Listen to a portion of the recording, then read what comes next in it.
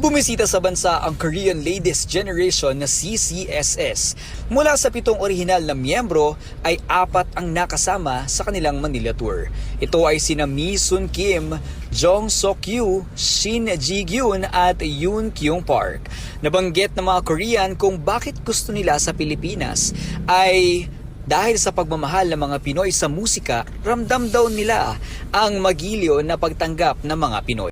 Ang iconic Filipino song na Sayang na Sayang ng bandang Aegis ang Tagalog song na paborito ng grupo at nagpasample pa sila ng kanilang rendition nito. Sayang na sayang talaga, dati pa'y di maalala sa'yo. Ibinahagi din ng CCSS ang kanilang original Korean single na Wild Rose. All names the stars sings alone to the traveler from far away.